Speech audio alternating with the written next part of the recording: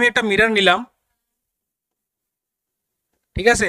এখানে আমার একটা অবজেক্ট আছে, এটার থেকে মনে করো লাইট রে এরকম করে আইয়া পড়লো, এরকম করে আইয়া পড়লো, ঠিক আছে? তাহলে আফটার রিফ্লেকশন তারা কি দইব, একটা মনে করো এদিকে গেল, একটা মনে করো এদিকে গেল, এরকম যাইব না?